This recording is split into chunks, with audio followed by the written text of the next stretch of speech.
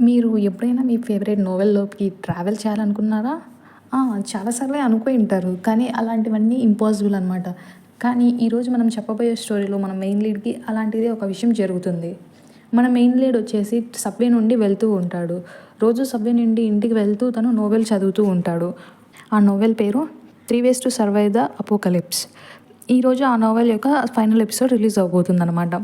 ఆ వెబ్ నోవెల్‌కి దాదాపు 3000 ఎపిసోడ్ల కంటే చాలా ఎక్కువ ఎపిసోడ్‌లే ఉన్నాయన్నమాట. ఆ నోవెల్‌ని మన మెయిన్ లీడ్ తప్ప ఎవరు చదవరు. మన మెయిన్ లీడ్ అనుకుంటూ ఉంటాడు, అసలు ఈ నోవెల్ ఇంత బాగుంది, ఎందుకు అసలు ఎవరు చదవనే చదవరు, ఎందుకలా అని ఆలోచిస్తూ ఉంటాడు. ఆ! అయినా నేను చదవడానికే నాకు 10 ఏళ్ళు పట్టింది, ఇంకా ఎవరు చదువుతారులే అనుకుంటూ ఉంటాడు. ఇప్పుడు మన క్యారెక్టర్ ఇంట్రడక్షన్. నేను కిమ్ తోక్చా.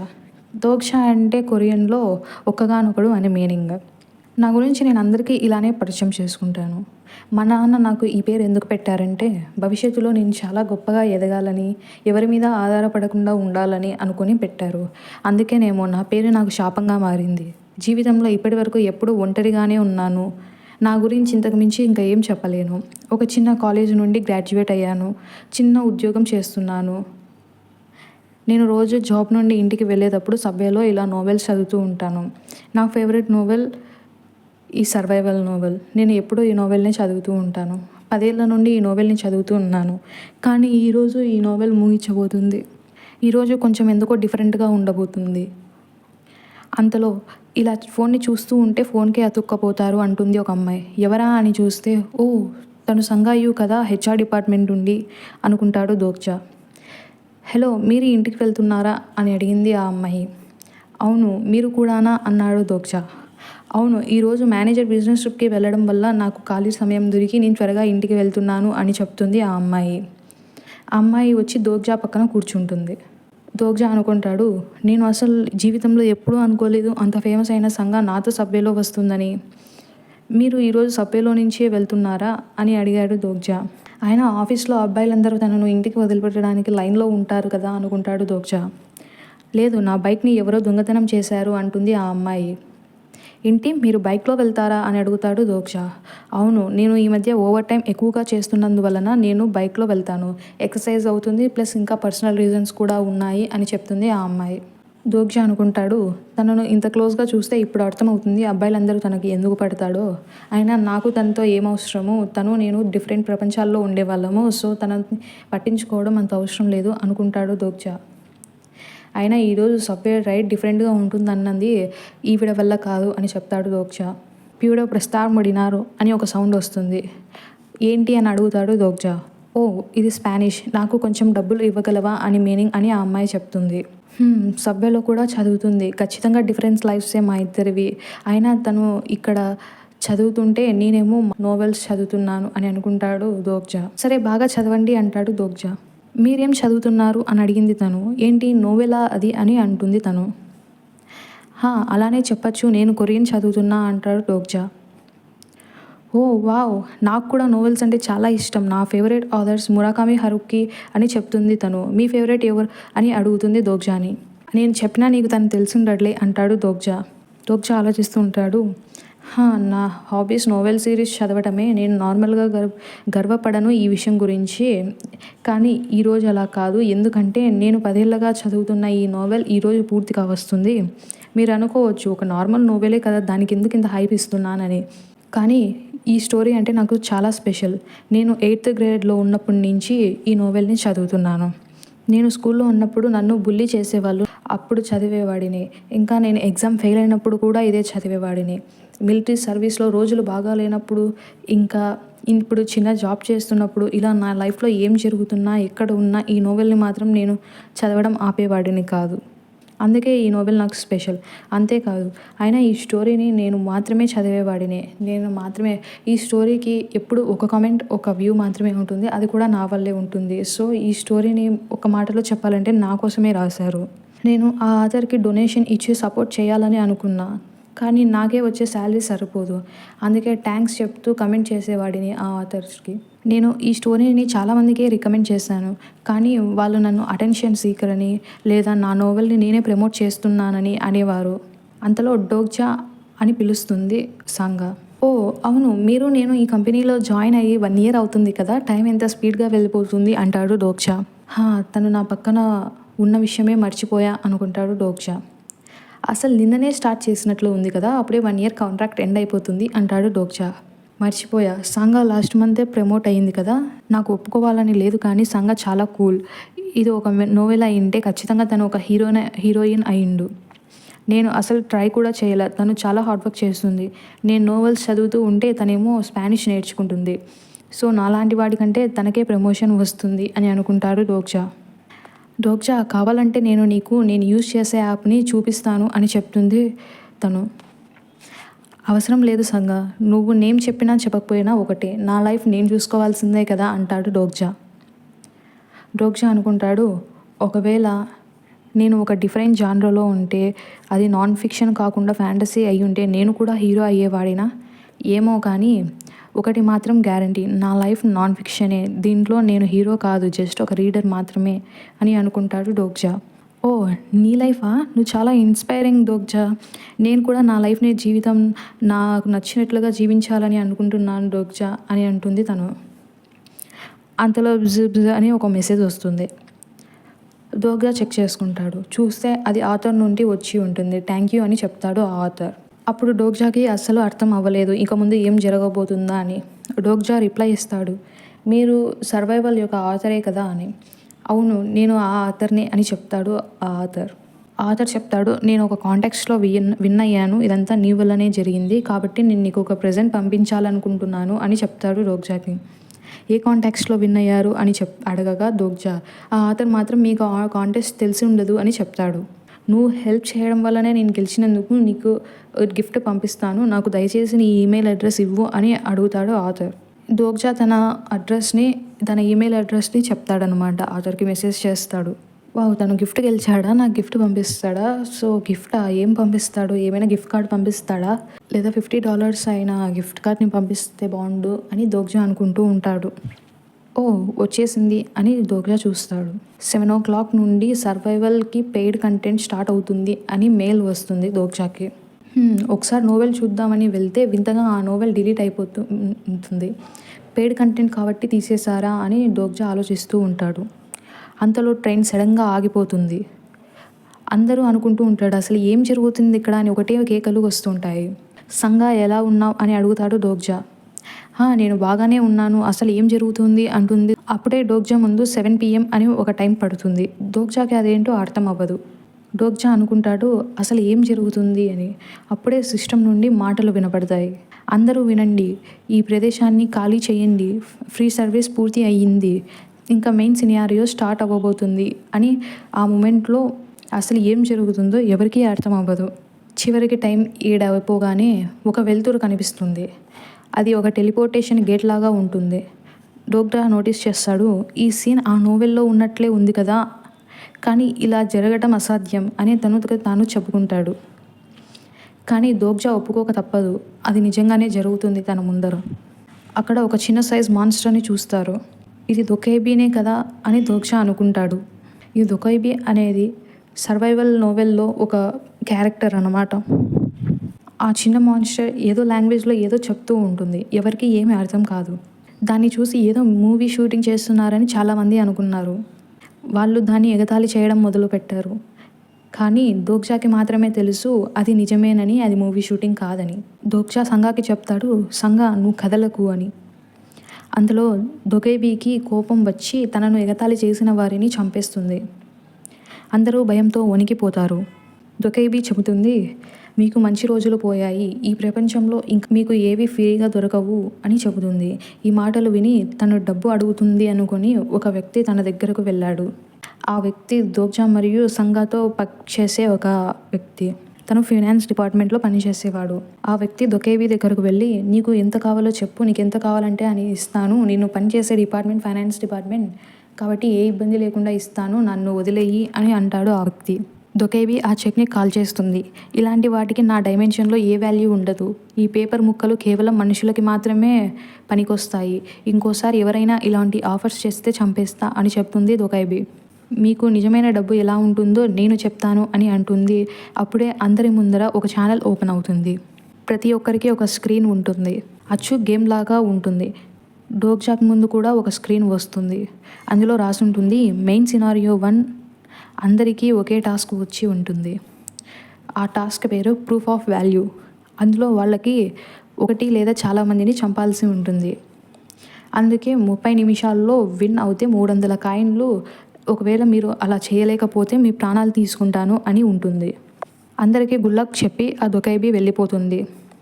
సంగా ఏమో పోలీస్కి కాల్ చేస్తూ ఉంటుంది, కానీ ఎవరూ లిఫ్ట్ చేయరు.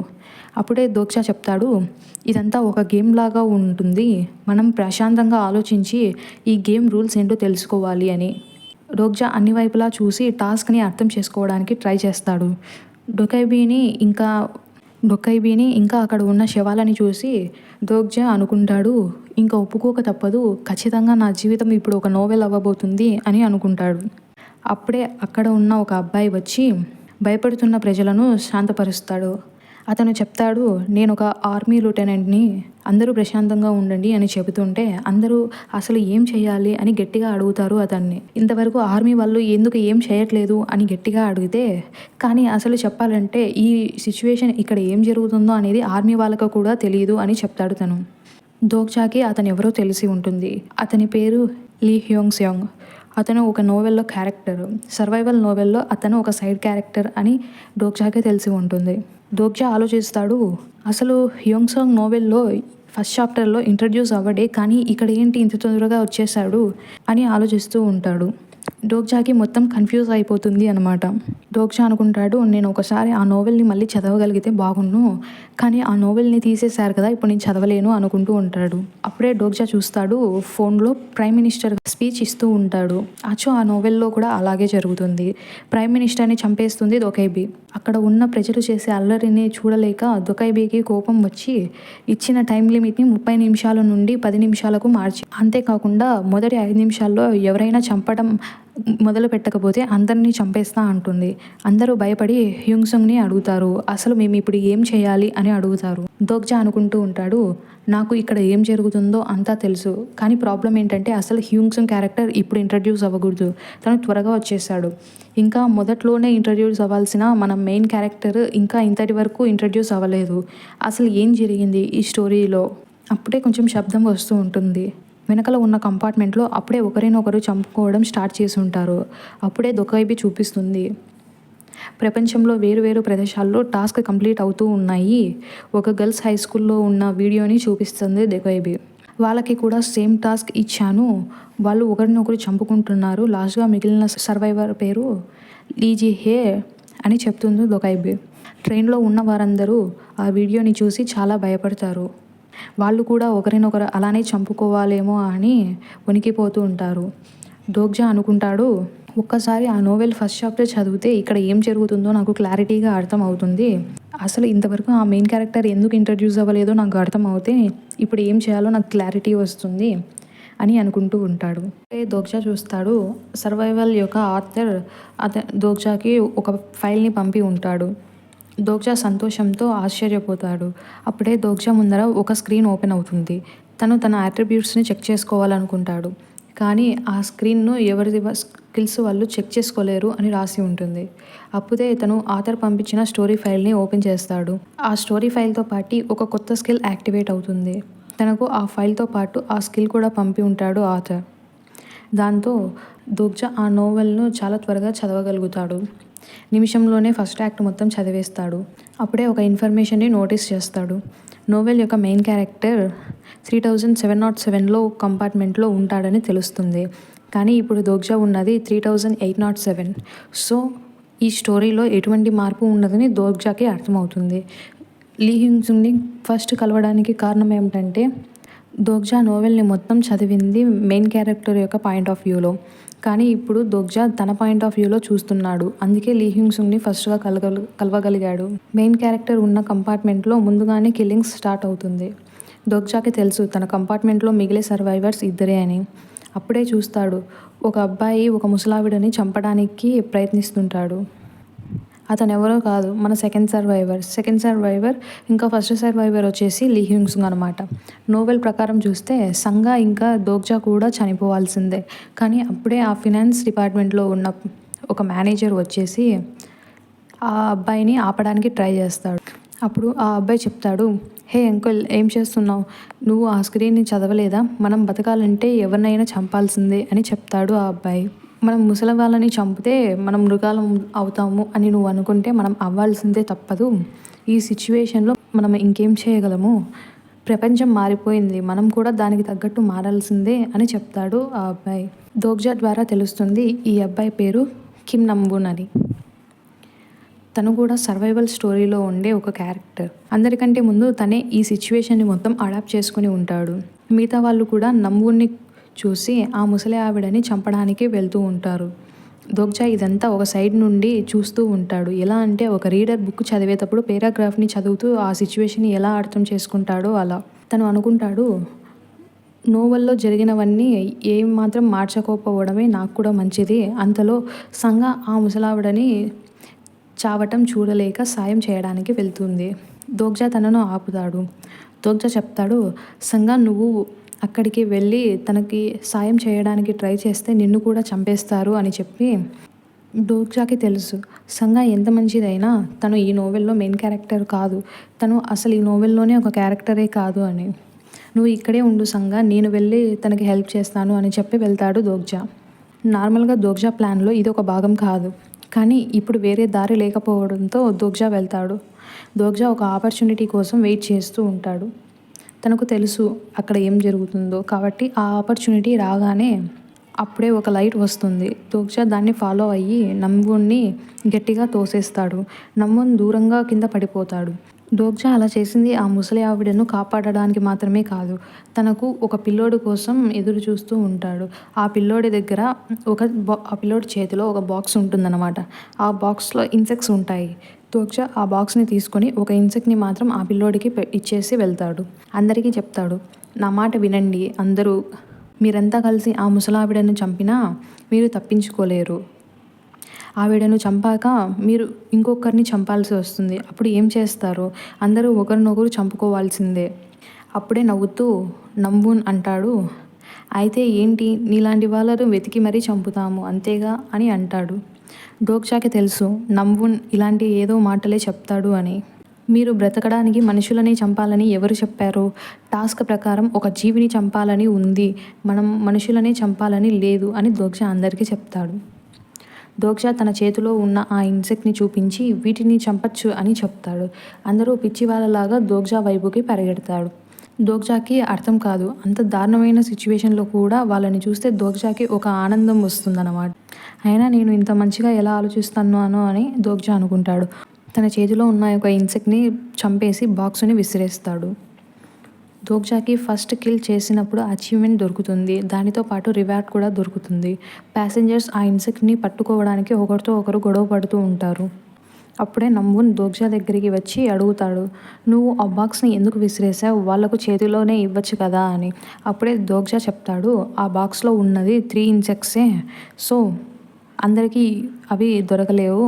దోగ్జాకి తెలుసు ఎలాగో అందరూ బ్రతికే ఛాన్స్ లేదు, కానీ అబద్ధం చెప్పకు, నాకు తెలుసు నువ్వు వాళ్ళని పిచ్చివాళ్ళలాగా ఒకరితో ఒకరు కొట్టుకోవడం చూడాలని అనుకున్నావు కదా అని అంటాడు. కానీ దోగ్జా అసలు అలా అనుకొని ఉండడు. కిమ్ నమ్బూన్ క్యారెక్టరే ఇలాంటిదని దోగ్జాకి ముందుగానే తెలుసు. దోగ్జా కిమ్ నమ్బూన్ క్యారెక్టర్ని చదవాలని ట్రై చేస్తాడు. తన స్కిల్స్ ఇంకా క్యారెక్టర్ ఇన్ఫర్మేషన్ వచ్చేసి దోగ్జా ముందు ఒక స్క్రీన్లో ఓపెన్ అయి ఉంటుంది. సో దాంట్లో చూస్తే తెలుస్తుంది కిమ్ నమ్బూన్కి ఒక నిక్ నేమ్ ఉంటుంది, అదే డెల్యూషనల్ డిమాన్ అని. అంతేకాదు తనకి ఒక స్పెషల్ స్కిల్ కూడా ఉంటుంది, దాన్ని చునీబియో అంటారు. కానీ నమ్బూన్ దోగ్జాన్ని మన ఇద్దరం కలిసి ఒక టీం అవుదామా అని అడగగా అంతలో దోగ్జాకి నోటిఫికేషన్ వస్తుంది, నమ్బూన్ దోగ్జా పైన చాలా ఇంట్రెస్ట్ చూపిస్తున్నాడు అని. ఇప్పుడు ఇంకా 3 minutes మాత్రమే మిగిలి ఉంటుంది. 3707లో చూస్తే మన ప్రోటాగనిస్ట్ ఉంటాడు. ఆ కంపార్ట్మెంట్లో మొత్తం మంటలుగా ఉంటుంది. దోగ్జా నమ్బూన్ టీంని రిజెక్ట్ చేస్తాడు. కానీ దోగ్జాకి తెలుసు నమ్బూన్తో చేతులు కలిపితే తను సర్వైవ్ అవ్వడం చాలా ఈజీ అని. కానీ మన దోగ్జాకి నమ్బూన్తో చేతులు కలపడం అవసరం లేదు, ఎందుకంటే దోగ్జాకి ముందుగానే ఏం జరగబోతుందో మొత్తం తెలుసు కాబట్టి తనకి నమ్బూన్ సాయం అవసరం ఉండదు. నమ్బూన్ ఇంకా కిల్ చేయడానికి వెళ్తూ ఉంటాడు. అంతలో దోగ్జా తనని ఆపుతాడు. నమ్బూన్ దోగ్జాపై తన స్కిల్స్ని ఉపయోగిస్తాడు. దోగ్జాకి తెలుసు ఇలా ఏదైనా చేస్తాడని. అందుకే తను ఆ స్కిల్ని ఈజీగా తప్పించుకోగలిగాడు. మళ్ళీ నంబున్ బ్లాక్నింగ్ స్కిల్ యూస్ చేస్తాడు. దోగ్జా షాక్ అవుతాడు. నంబున్ తన స్కిల్స్ని చాలా త్వరగా యూస్ చేయగలుగుతున్నాడే అని. ఆ పవర్ చూసి నంబున్ కూడా షాక్ అవుతాడు. నార్మల్గా నోబెల్ ప్రొటాగనిస్ట్ కూడా ఇది చూసే తనను తన టీంలో జాయిన్ చేసుకుంటాడని దోగ్జాకి తెలుసు. అప్పుడే దోగ్జాకి ముందు ఒక స్కిల్ కనబడుతుంది, ఓమ్నిషియంట్ రీడర్స్ వ్యూ పాయింట్ అని. తను దాన్ని యూజ్ చేసి నంబున్ యొక్క అటాక్స్ నుండి తప్పించుకుంటాడు. నంబున్కి కోపం వస్తుంది. వీడు నా అటాక్స్ని ఎలా తప్పించుకోగలుగుతున్నాడు అని ఆలోచిస్తూ ఉంటాడు. ఆ స్కిల్ దోగ్జాకి ముందే చెప్తుంది నంబున్ ఎక్కడెక్కడ అటాక్ చేస్తాడు అని. దాన్ని బట్టి దోగ్జా ఆ స్కిల్ని అవాయిడ్ చేయగలుగుతాడు. దోగ్జా కావాలనే ఇక్కడ నంబున్కి టైం వేస్ట్ చేస్తూ ఉంటాడు. నంబున్ ఇంకా ఒక కిల్ కూడా చేసి ఉండడు. నంబున్ ఇంకా ఒక స్కిల్ కూడా చేసి ఉండడు అని చెప్పడంతో దోగ్జా మాటలు విని నంబున్కి గుర్తు వస్తుంది. తను అప్పుడు ఆ ముసలి ఆవిడని చంపడానికి వెళ్తుండగా దోగ్జా ఆపుతాడు. కానీ ఈసారి తన స్కిల్ని కాకుండా నైఫ్ స్కిల్స్తో తనని చంపాలనుకుంటాడు. దోగ్జా ఇలాంటి పని చేస్తాడని తెలిసే దోగ్జా మీదకి నైఫ్ విసురుతాడు. ఆ నైఫ్ దోగ్జా ఒక హార్ట్కి టార్గెట్గా పెట్టుకొని ఉంటుంది. ఆ విషయం దోగ్జాకి అర్థమవుతుంది. కానీ అప్పుడు దోగ్జా తప్పించుకోలేడు. తన హార్ట్కి తగలకుండా పక్కకి తగులుతుంది ఆ నైఫ్. నైఫ్ తగిలిన చోట దోగ్జాకి మంట వేస్తూ ఉంటుంది. దోగ్జా మనసులో ఏవేవో ఆలోచనలు వస్తూ ఉంటాయి. నేను చావబోతున్నానా? ప్రతి చోట బలమైన వాళ్ళే గెలుస్తారు, బలహీనులు ఓడిపోతారు. నిజమైన ఫ్యాంటసీ అయినా ఎక్కడైనా ఇది మారదు. బలహీనులు ఎప్పటికీ బలవంతుల కాళ్ళ కిందే ఉండాలి. కానీ ఇప్పుడు నేను ఏదో ఒకటి చేసి తీరాలి అని దోగ్జా అనుకుంటూ ఉంటాడు. దోగ్జా అక్కడ అలా ఆగిపోతాడు. నంబున్ దోగ్జాని చూసి తన ఓటమిని అంగీకరించాడేమో అని అనుకుంటాడు. దోగ్జా వైపు వెళ్తున్నప్పుడు దోగ్జా అడుగుతాడు నంబున్ని, ఇన్సెక్ట్స్ ఎగ్స్ని కూడా లైఫ్ అని అనుకుంటామా అని అడుగుతాడు. అవును, మనం దాన్ని కూడా లైఫ్ అని అనుకుంటాం. అప్పుడే దోగ్జా తన చేతిలో ఉన్న ఆ గుడ్లని పగలగొడతాడు. అందులో ఎన్నో ఉన్నాయి. చాలా నోటిఫికేషన్స్ పాపప్ అవుతూ ఉంటాయి. దోగ్జాకి చాలా కాయిన్స్ వస్తాయి. నంబున్ దోగ్జాని అటాక్ చేయడానికి వస్తున్నాడు. దోగ్జా తన దగ్గర ఉన్న 2700 కాయిన్స్ని యూజ్ చేసి తన ఫిజికల్ స్ట్రెంగ్త్ని లెవెల్ 1 నుండి లెవెల్ 10 వరకు అప్గ్రేడ్ చేస్తాడు. నంబున్ నైఫ్ దోగ్జాని ఏం చేయలేదు. దోగ్జా చెప్తాడు, గ్రాస్ ఓపర్ ఒక్కసారికి 100కు పైగానే గుడ్లు పెడుతుంది. ఇక ఇప్పుడు చావాల్సిందే నేను కాదు నువ్వు అని చెప్తాడు దోగ్జా. ఇంకా 1 నిమిషం మాత్రమే ఉంటుంది. నంబున్ తన స్కిల్స్ అన్నీ యూజ్ చేసి కూడా దోగ్జాని చంపలేకపోతాడు. టైం అయిపోతుండగా చివరికి ఏమీ చేయలేక తన పరువుని పక్కన పెట్టి నంబున్ దోగ్జాని బతిమాలుతాడు, నన్ను కాపాడు అని. కానీ మన దోగ్జా తనను కాపాడాడు. దోగ్జాకి నోబెల్ చదువుతున్నప్పటి నుంచే నంబున్ క్యారెక్టర్ అంటే ఇష్టం ఉండదు. చివరికి నంబున్ చనిపోతాడు. లాస్ట్లో 5 సర్వైవర్స్ మాత్రమే మిగులుతారు. వాళ్ళు ఎవరంటే ఆర్మీ లెఫ్టినెంట్ లీ హ్యోంగ్ సాంగ్, హెచ్ఆర్ డిపార్ట్మెంట్ సంగాయు, అక్కడ ఒక చిన్న పిల్లాడు ఉంటాడు కదా ఆ ఇన్సెక్ట్స్ బాక్స్ని పట్టుకుని తన పేరు లీ గిల్యోంగ్, ఇంకా ఫినాన్స్ డిపార్ట్మెంట్కి చెందిన మేనేజర్ హన్మోంగ్యో, ఇంకా లాస్ట్గా మన కిమ్ దోగ్జా. వీళ్ళు మాత్రమే మిగిలి ఉంటారు. దీంతో మన ఎపిసోడ్ 1 అనేది కంప్లీట్ అవుతుంది.